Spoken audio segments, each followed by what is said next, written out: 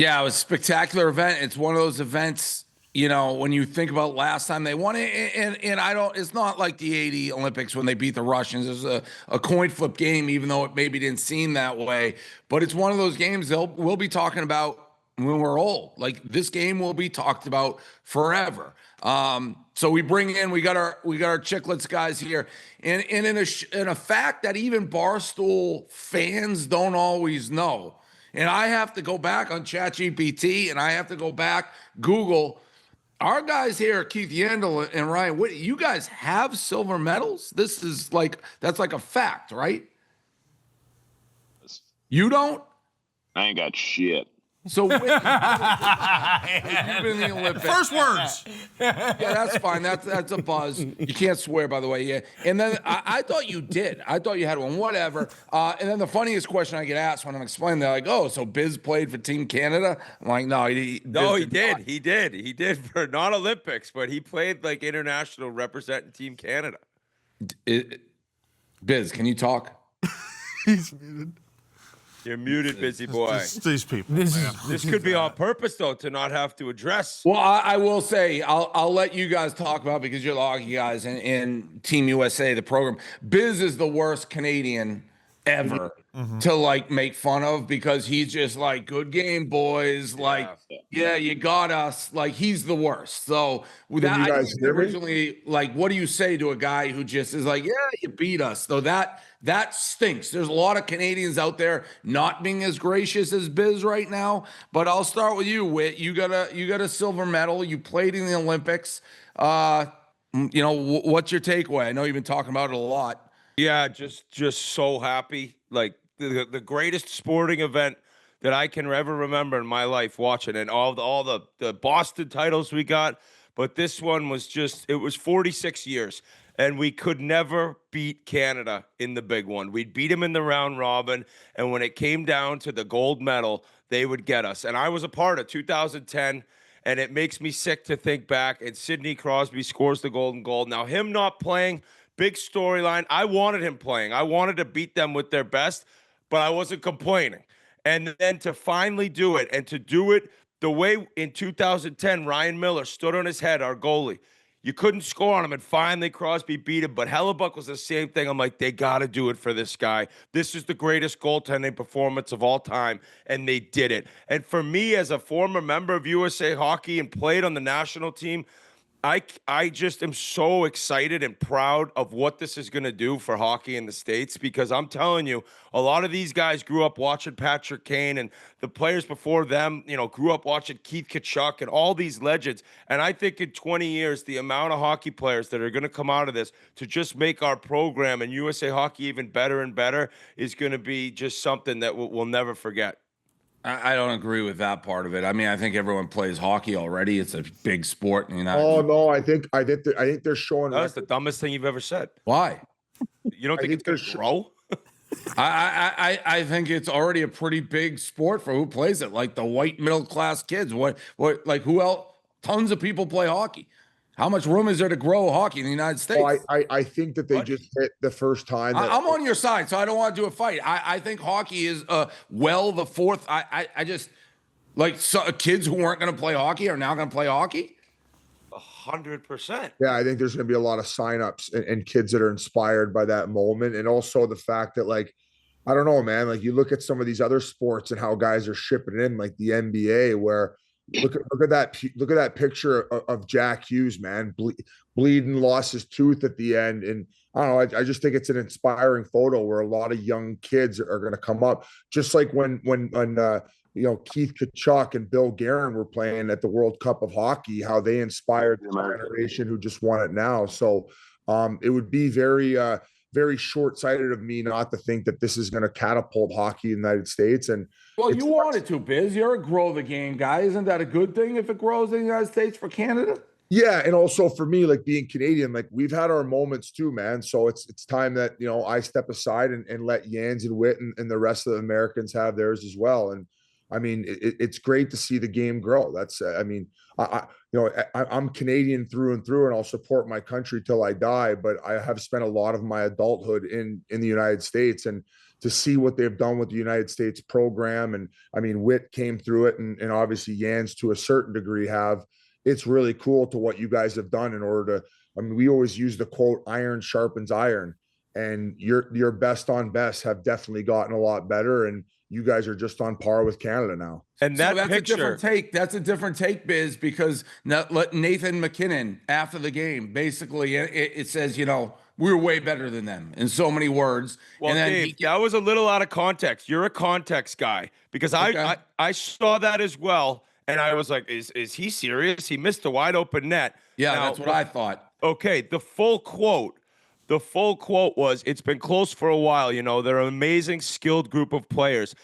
Just, yeah, I felt like it wasn't going to be. You guys could be the judge of who the better team was tonight, but they won and we lost." So, Yeah, Okay, that's fair. They I will didn't say he's include my the favorite entire clip quote. of the whole thing, getting the stuffed animal when they're giving out these stuffed animals at the end after you get your heart ripped out. He's Yeah. just looking at it. That's fair. they didn't I think- include it, but the picture that Biz mentioned, that's an iconic. That's one of the best sports photos that might I've be ever the seen. time photo of the year. Yeah, and Great it photo. it even looks like it's like it looks like it's like years ago. Like, I don't know why. It just great picture, great moment, and the goaltending. I mean, Brandon, I know you're a hockey guy now. Yep. Dave, you're into the goalies. Like, that was I couldn't believe it. I was like, this. All right, at some point, he can't keep doing this. Well, And the thing with hockey, and you guys all play it, and we'll get Keith in there. He's driving with his daughter. She's like, are they going to let you talk? I'll ask this about hockey. You see a lot of people, and I'm an outsider to the hockey world, but you play this game, and Canada is just sticking it to the United States. I mean, I wasn't expecting that type of game. That looked like, you guys use the term tilted ice. We looked like a third world country for most of the game. It's just all in our own end. And the goalies make the saves. Now you see some people, whether it's the McKinnon quote out, be like, well, we dominated you. But that's hockey. Like, for as long as I've watched hockey, it's the only sport where and maybe you can say it's the beautiful part, the frustrating part, but you just get dominated, but you got the one guy, and that was it. That's what happened tonight. So It's called getting goalied. and it happens, though, a decent amount, right? yeah. Now, But that's the team that Bill Guerin built for this. Like, he got a little heat for not taking, the Cole Caulfields and the Robinsons of the world, guys who can score. But he built this team to play Canada, to be a 2-1 game. Their defense was way better than Canada. Their goaltending is way better. 1 through 3 is way better than Canada. So they built from the back end out, and that's how you win championships. And they did it. And Bill Guerin, a lot of credit to him of just sticking with his guns and not listening to the outside noise and building. They built this team just to play Canada, and the way that they built it, that's how they beat Canada. So a lot of props to him and their staff to the way that they did it. I think another thing of what makes this story so inspiring is how much the players on Team USA bought into like the Olympic side of it, where, there were some comments that came out before the tournament of Canada staying in like a nice hotel where Bill Guerin and the Americans elected to stay in the village. Yeah. And I guess the Tkachuk brothers had their door and their dorm open the entire time, and just really embodied, interacting with the other athletes and taking in the full experience. And you really could see how patriotic the Americans were, after the celebration. And I think the other big thing that sticks out, and Yans and Whit could speak a lot to this, they really rallied around losing their one of their good friends and fellow teammates, Johnny Gaudreau. And during the stream, I mean, I remember Yans brought in the T-shirt, and it felt like he brought the aura in. And they rallied around that very difficult, tragic loss. They'd flown their family in, and it really amplified the emotions on the ice and what everybody was seeing and feeling. And that's what part of the big reason why this is so captivating for the Americans. Yeah, and I saw an interview with Hughes's parents, and I assume it's the same way on the Canadian team, but maybe it's not. And they were talking like these kids have played hockey together like growing up every stage. So they're like, we're family. Like we've known, you know, the Tkachuks for our whole lives. Like we're traveling with them to tournaments. We're all kind of the same age. It's a lot more fun when we're wearing the same uniform. And it's that family. But I assume that's similar to Canada, no? Although they seem to be a little bit more like Sidney Crosby's old, Macklin Celebrini is like 19. They seem to have a much bigger range of players. So, Yeah, well, I'll quickly answer this. We don't have a development program, which you guys ended up doing. Whit can speak to it. So they do know each other, just not to the degree of what some of these guys on Team USA have played growing up. Whit, you can take it from there. Yeah, so in 1998, 1999, Jeff Jackson and USA Hockey put together the national team development program, and it was all based on starting to like make elite level talent. Like we were producing NHLers, but we needed stars. We needed superstars. And this idea came together to get every kid, the best 20 kids that age group, starting at 16, 17 to Ann Arbor. And you'd live together. Yeah, they go to Pioneer High School. I taught them. That's where I went. Student teacher, and I have these hockey kids in here. They're not from here. I taught these kids when I was in college in Ann Arbor. I couldn't pass Spanish at Michigan. They're like, all right, well, you got to go be a teacher. I student taught Pioneer High, and there was all these USA hockey kids there. So who would have thought Dave would make this about himself, guys? Get him a medal. Get him a medal, guys. Whit, to be honest, you missed the beginning. You missed the beginning with Yans. And I actually think it's come about like I'm sure you saw, like Jack Hughes mentioned Barstool in his post-game interview. And then, you know, I put that out. He responds instantly, like American flags go. I look, they're all following me. These kids grew up on Barstool. They're like all Northeast, Michigan. Barstool's cooking when they're like growing up. And I've installed this culture of winning. You might have installed fear, because I think what he said was he didn't want to be on Barstool being told he's the worst person in the country. So, I think he was talking about Frank, not you, Dave. No, listen, who knows? I'm looking. I asked Hans, I may go to 11. I may have to the old man may have to roll down the street to 11 today. But yeah, that is a big part. No, like that. Big part. And all of a sudden, so you're getting the 20 best players from the country, and you're starting to play under 17s together, under 18s together. Then a lot of those kids are on the World Junior team, which is the U20 World Championship. And this group, it's like a golden era, and there are actually some more kids coming where they were winning everything, and we never won anything. When I was there, I was an 83 birth year. We didn't have a great team, and they've gotten better and better and better, and now they've won together at young ages, and they've learned what it takes to win, and they've become so close, and they live in Ann Arbor.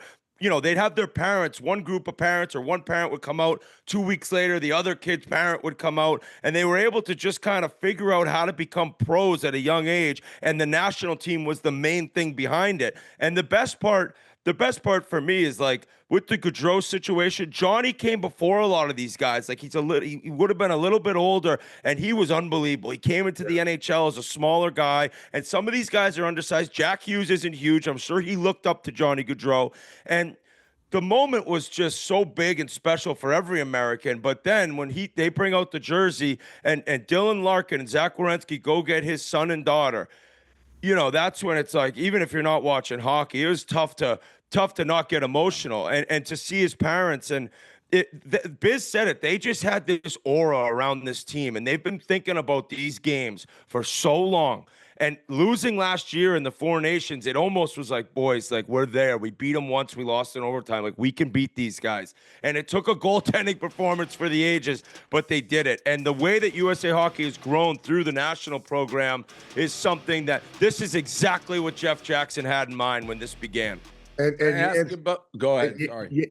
And Jans can kind of touch a little bit more on who Johnny was too, and what he brought to the rink, and not only from his skill standpoint, but just as a guy, because he knows him the best of all of us. And I think we need to shed light on how special of a human he was. Yeah, I think he's the exact guy that they tried to embody that team to be. Like you mentioned earlier, Biz, of staying in the Olympic Village, having your door open. Because Johnny was one of those guys that if you're hanging out, you're not going to bed until he wants to go to bed. He wants to keep the guys together as long as you can. You're like, Johnny, we can just hang tomorrow, man. We're on a bachelor party. He's like, no, we're not sleeping. So just one of those guys that wanted to always have the guy, be around the guys, have the guys together, including everybody. And I really think that team, and from what it sounds like, the Tkachuk brothers kind of embodied that way of Johnny's, being, and it worked out for them. And you can tell that this group really did love each other, and they're going to go down in history. And Biz, do you think like the Tkachuk brothers, for what they've done the last couple of years, like when you look back in, 20, 30 years, these guys are going to mean more to hockey than a lot of people give them credit for? Oh yeah, no, I feel like they're like WWE rock stars. Like, not only do they bring it inside the ring, but what they're able to do as far as like drawing attention to USA hockey and hockey in general, and really like kind of like that old school type player, which I felt for a while like the NHL was going a little bit soft. Like, we're in that Bash brother era, and I mean, who better to do it than Brady and Matthew, right? And also to go back to Johnny, like, it's funny because he was this like undersized guy, yet he was so quick and so skilled. And like some of the stuff off the ice, you would think that he would, for being as good as he was, he would be dialed into his diet. But Jans can talk about like he ate like an 8-year-old. Yeah, yeah. He was ham and cheese, and then pasta with butter, not even sauce. Just a real simple guy, and to be able to play in the NHL at his size, and it was truly amazing. Tell the story. You got to tell the story about how he got the nickname Johnny Ham and Cheese.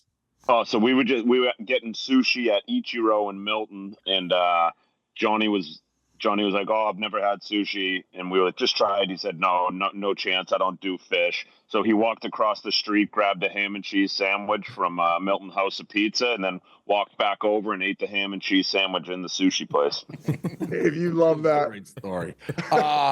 The one of the big things that comes out, and again, Biz is the defender of Canadian hockey right now, but I've seen a lot of quotes, 3-on-3, overtime, 3-on-3. Yeah. Not real hockey. I, as a fan, absolutely love it. I mean, you're going to get 5 to 7 minutes. It's going to be great opportunity after great opportunity. For me, that ending play, that wasn't a fluke or luck. Hughes makes an unbelievable play with the stick to pass it up the boards. A risky play, too, because they had a 2-on-0 if he missed it. So I, as a fan, absolutely love it. You're going to get a conclusion kind of quick. It's probably going to be a pretty goal. What do you guys think of that ending? We'll go around the horn. Jans, what do you think of 3-on-3? Go ahead, Jans.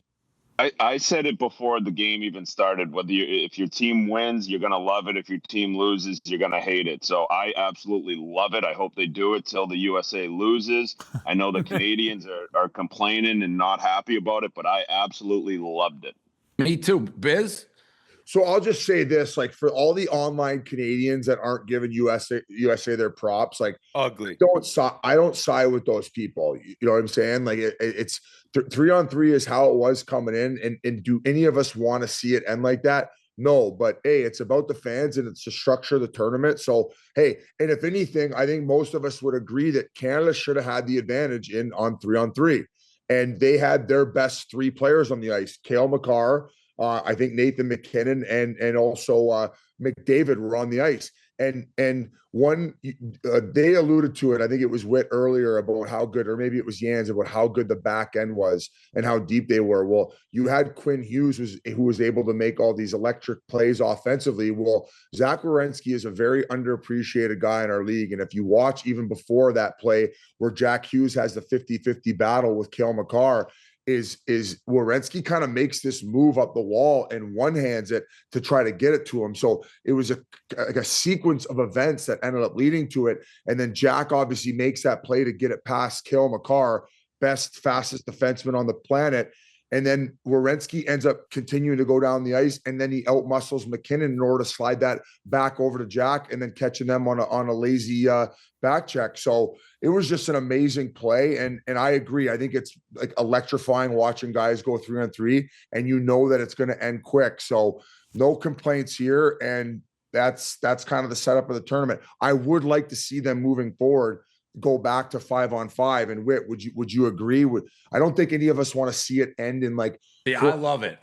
But Yeah, I don't play hockey, so I'm watching it as like a fan. Well, it is electric, and it's kind of like panic inducing as a fan. Yes. You're just like, oh my God, it's basically 2-on-1 to 2-on-1. Yeah. And in 2010, it was 4-on-4 when we lost. Now, I didn't hear any Canadians complain then. 4-on-4 is different than 3-on-3.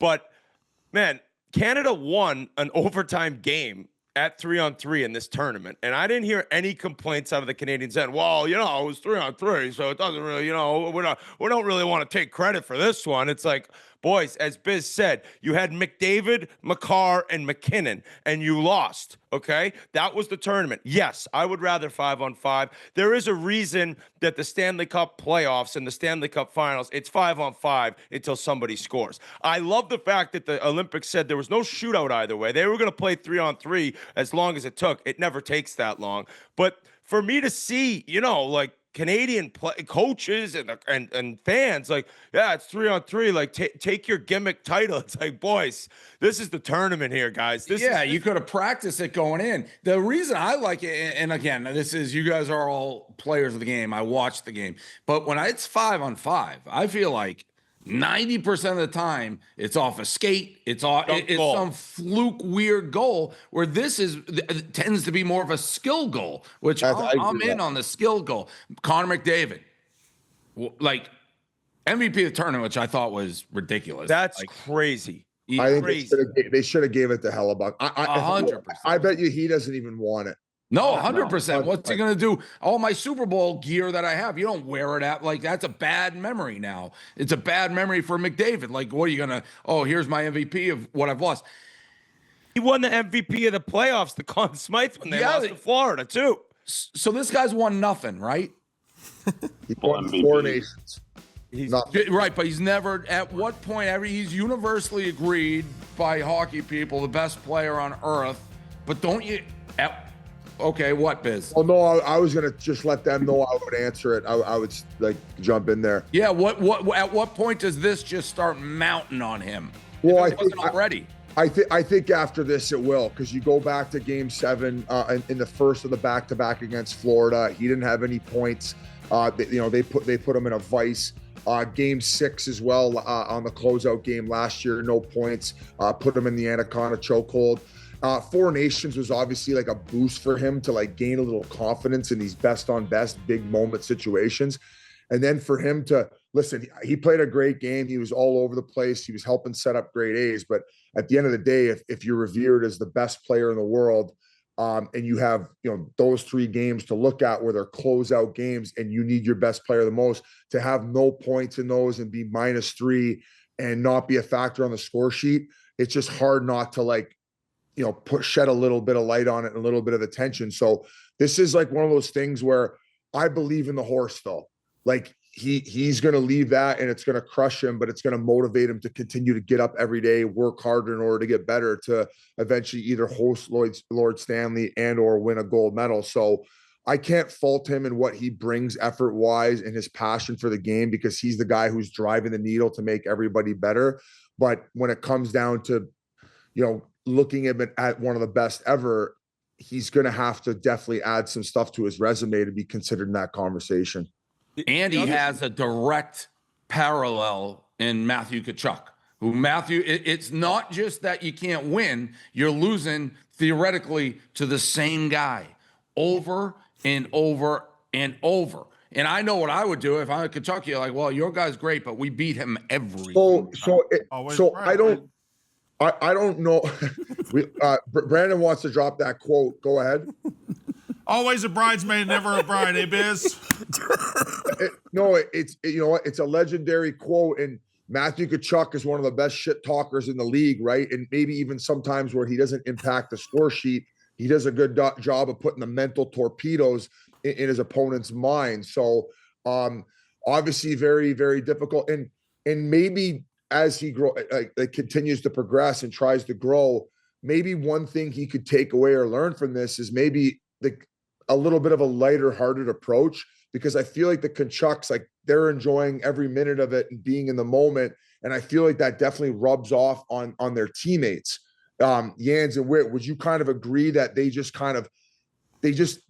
do a good job of alleviating a lot of pressure off their teammates from the overall, and it really helps from the team element? Yeah, I mean, McDavid is a very serious guy, and I think Very you serious. said before, I'll kind of let loose and let my guard down a little when I win, and it's like it just builds up and builds up. I mean, this is a guy who asked his mom to help him, write a letter to Sidney Crosby on how to deal with the pressure and how to deal with being this phenom prodigy when he was 5 years old. So it's been his entire life of being in the news and being this Canadian like prodigy coming up.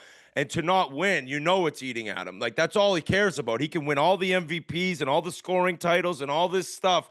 It won't matter at the end for him. So, like, I have a part, especially as an Oiler fan. I feel for the guy. Now, not this game I didn't, but the Oilers' losses I did. And the Tkachuk's approach of just, yeah, they just really enjoy it. Now, they're winning, right? But I think Matthew was like that even before he won. Not an easy guy to lose to. He's not the guy. Buddy, not an easy guy to lose to. Yeah. And the other part of this game that's so wild, and this is just sports in general, it's like the inches that can change lives. Like, Jack Hughes is sitting in the penalty box, and you mentioned he's thinking about Barstool in the penalty box and being an absolute loser. And the reason that they're losing to a power play goal against with a minute left. And boom, it all 5 minutes later, he scores the game winner, and his life's forever changed. I mean, honest to God, that goal, what does that make him? $20 million in endorsements? Oh, more than that. Yeah, More. Easy. It's like the game of inches, and McDavid's been on both sides of it. But Biz said it. It was game 6 and 7, 2024, no points. Game 6, 2025, no points. And then Olympic gold medal game, no points. In this sport is the worst because in that regard, because like if you're Canada and that's football, you're up 40 points. The other team can't steal. McDavid can play an unbelievable game, a winning game, and lose, and no one really cares because, I mean, he gets the MVP. So, yeah, stunning. And then we haven't even mentioned, well, you brought up one thing, Whit. How do these guys go back? I've heard Tkachuk be like, there's real hatred between these two teams. And I think there is when you watch it, but then yet they're all teammates. They all know each other. What's that locker room like when they rejoin their NHL teams? Is it like busting balls, or is it you don't even talk about because that's an interesting question. You're talking about like Brad Marchand for Team Canada. I think that, there's probably some lighthearted chirps, but it's just one of those things, man. Like, as much as Marchand and Tkachuk love each other and love playing with one another, and they battle for Stanley Cups together, when you put on your country's jersey, man, there's a switch that goes off, and all of a sudden everyone gets it, Biz. Like, in 2010, I went back to Anaheim with Ryan Getzlaf and Corey Perry, and they had just beaten us, and it was me and Bobby Ryan. So there was 4 guys between U.S., Canada, and the Ducks. And right away, your teammates again, you're trying to get in the playoffs. They gave it to us, though. What are you going to do? And I'm sure Matthew Tkachuk is going to give it to Brad Marchand. Like, that's just what he does. But as Biz said, it's lighthearted. And hey, I think all these guys might choose a Stanley Cup over a gold medal. That's kind of like that. We've asked that. That's a question I was going to ask you. I used to be Stanley Cup. I think I don't know. This one felt like, how are you ever going to choose against this?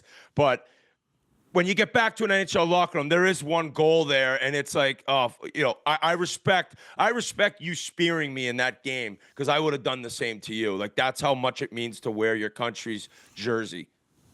When was the last time that this country felt like this sense of pride? So I kind of agree with you a little bit, Dave, with this gold medal being maybe a little bit more than a Stanley Cup. Like, I haven't seen our country be this united in a long, long time. And for a hockey game to do that, it really is like truly amazing to me. Yeah. The Olympics, and we'll get into it later in the show when you guys are gone. The Olympics, which you cannot take the politics out of the Olympics. People who want to be like, let's separate sports and politics.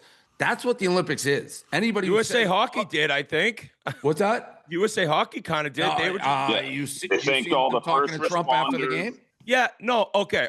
Talking to Trump and having Cash Patel in the locker room, but I mean that every interview, it's like, this is for our country. Oh, totally. But that's one group. That hockey, they're pro, they're doing that. But then in other sports, you have Eileen Gu who competed for China, and you have stuff like that is the Olympics. You have boycotts in the past. You have the tensions between Canada and the United States have never been higher. So that is all what 1980, Russia, Cold War. That's what makes the Olympics different than everything else is it is national based. So it definitely brought, I mean, honestly, the figure skater that brought the US Emily Liu, that brought Alyssa Liu, that brought everybody together. The US women's hockey team, that people were going nuts. That's what, and then it culminated, you know, the way the hockey is set up, it's the last event of the whole thing. It's continuous, and you have this team that hasn't won in forever, a great rivalry. So yeah, it obviously does bring the country together. It's great. That's what makes every year I go into the Olympics, like I hate it. Like I don't like the sports. I think they're stupid. And then by the end, they got something that drags me back into it. But it was spectacular. I will say though, I agree. Like I don't think the tension between Canada and the United States has ever been as big as it is now. It makes me as a Canadian a little bit uncomfortable because, like I said before, like America, and my mom was born in Chicago, and the States has given me plenty of opportunity. But in the same breath as Jans mentioned, like there is something very, very cool about this story and how patriotic and supportive and proud that these American players were of their country, and they put that on display as soon as that gold medal was put over their neck. So, you know, it was nice to see the positivity in the politics come together, rather than somebody bashing their own country or trying to make some political stand. So, my final takeaway. You gotta go. Yelling in my ear. We got my final takeaway. But thank you so much for teaching those guys Spanish, man. We would have never done it. I know. Thank you, Dave. Well done, Dave. Listen. Let's thank you in Spanish. Gracias. Gracias. Gracias. All right.